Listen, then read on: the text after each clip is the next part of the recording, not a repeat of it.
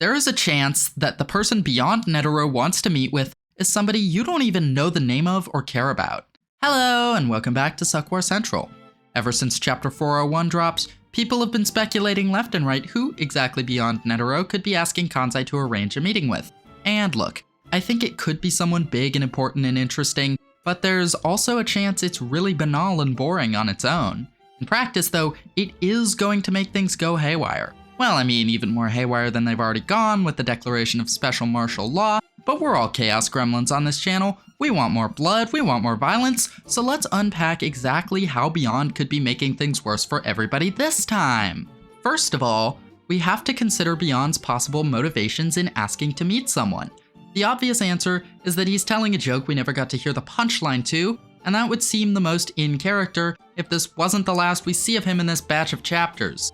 You might be inclined, then, to say he's summoning one of his co-conspirators to deliver some coded message about how it's time to break him free. But no, Beyond isn't planning to escape until the Black Whale arrives on the new continent at the very earliest. We know this because Kurapika fact-checked his ass with Dowsing Chain all the way back in Chapter 349. And furthermore, if he summoned some co-conspirator, that would immediately get them put on a watch list. Beyond's being guarded by 3 Zodiacs. One's a traitor and one's an idiot, sure, but Sokka would absolutely get eyes on whoever it was, so their course of action would be very limited. So what are Beyond's goals right now? He has 2 that we know of. Firstly, he wants to ensure his child wins the succession war, and secondly, he wants to win over the Zodiacs. Yes, you heard that right. He doesn't see the Zodiacs as enemies, but as future allies. In Chapter 342, he predicts that he will be released and the Zodiacs will accompany him to the Dark Continent.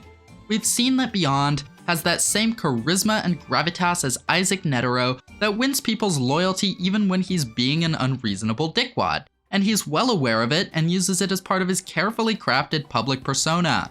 Zystom even flags that all the Zodiacs have a proven track record of being susceptible to exactly that kind of charisma, and if Kansai's expressions are anything to go by, oops, it's happening again.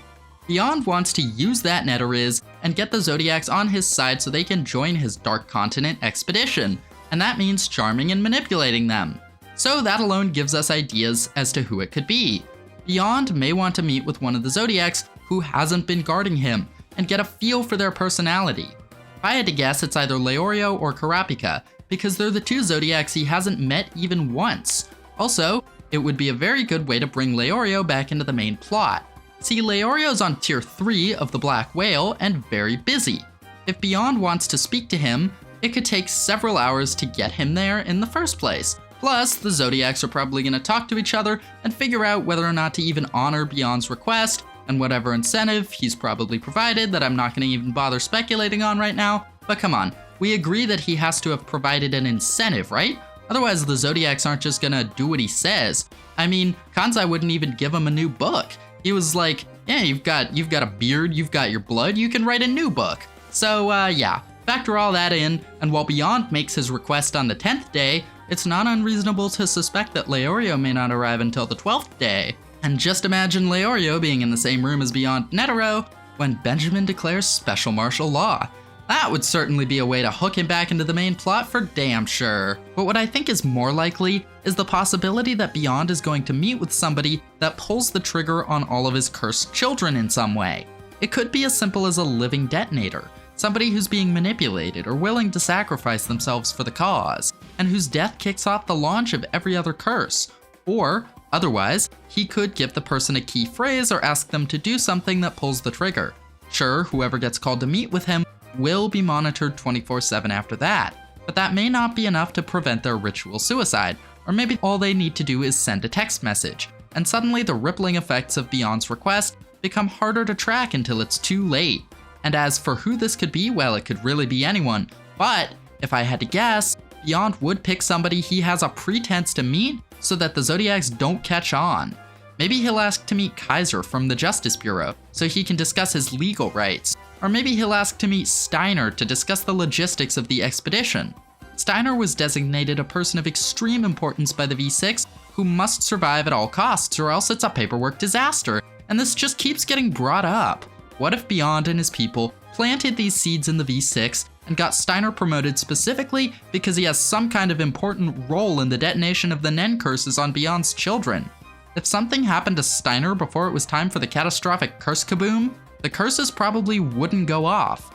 Plus, making a singular normal guy who can't use Nen the living detonator for all the Nen curses that can't be set off until weeks into an extremely volatile death game would make for an extremely risky condition, and therefore make those curses all the more powerful. There's also the possibility that Beyond is trying to send a message to the prince that is his child, and while I don't want to rule it out completely, there have to be some serious caveats on this one for it to make any sense. See, calling the specific prince who is his child to his cell is out of the question. This paints a huge target on their back. If Beyond's not an idiot, he has to assume that some of his kids are in the Longkey boat and want to fuck his shit up. If Beyond asks to meet with one of the princes, those kids will immediately know and start targeting said prince. And that's not to mention the other princes. If they think Beyond is backing one of their siblings, even if they don't know the reason or the full conspiracy, that prince will suddenly be seen as a much greater threat and become target priority number 1. Theoretically then, Beyond could ask for one of that prince's guards to pass the message along, but then it's only a matter of time before the other princes figure out who that guard belongs to, and then we have the same result. So if Beyond is really trying to send a message to any of the princes, I think he would call one of the queen's guards. This basically divides the other prince's attention amongst all that queen's children. I think this is a distinct possibility for a couple reasons. See, for one, the queen's guards always seemed a bit unnecessary to me as a narrative construction.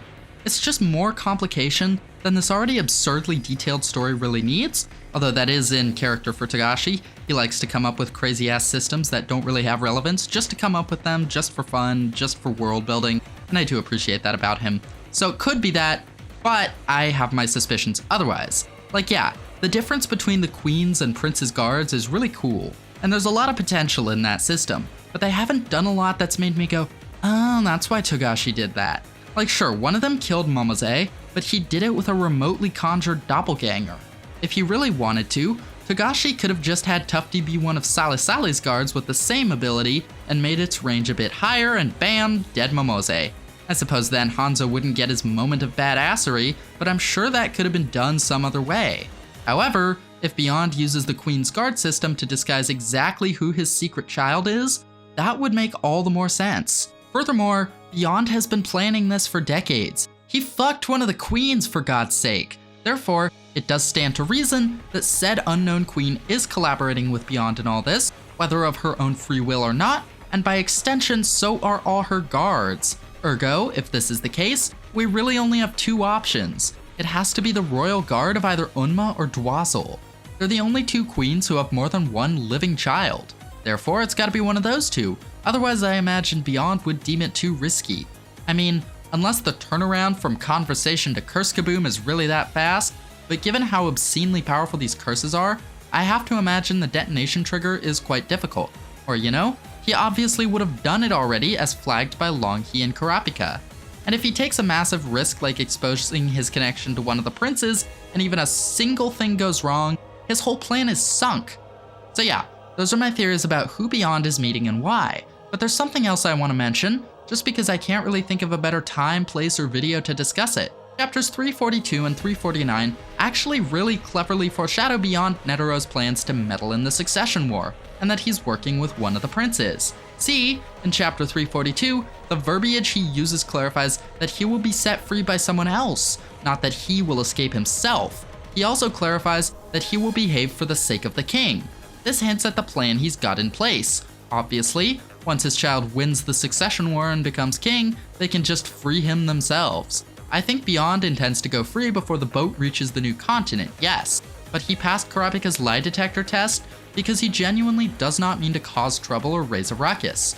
If he were to escape right now, I mean, that would cause an international incident, and the Black Whale would get turned right around. But if the King of Kakin releases him with an official order saying that Beyond Netero's expertise is needed to help manage the crisis that plunged the country into special martial law, well, he wouldn't be escaping at all. He'd just be following orders and playing by the rules. That's right, Beyond Netero doesn't just plan to get loose on the Black Whale or commandeer it. He plans to have that ship commandeered for him. You know, I've always wondered, why does Beyond give a shit about the Kakin Empire? He was being honest when he told Mizystom that what he truly cares about is the Dark Continent. He's not interested in ruling a country by proxy, so why has he gone to such efforts to rig the succession war? I mean, this man lives for the Dark Continent expedition. That's what everything in his life has been for up till now. Well, I'll tell you, he's not using the Dark Continent expedition as a way to influence the succession war and get his child on the throne. I believe he had a child with one of the queens and is using the entire succession war as nothing but a stepping stone to ensure he arrives at the Dark Continent in control of the situation with the maximum possible freedom and as many bodies to throw at the calamities as possible. This man has been waiting decades for this, and his plans run so deep that what is to us the main plot of Hunter x Hunter right now, and the only thing any of us care about, is just another scheme in his overall design, a footnote in the history of the Hunter x Hunter world. With that being said, I've been CJ from Suck War Central. I love you guys, and I hope you have a wonderful day.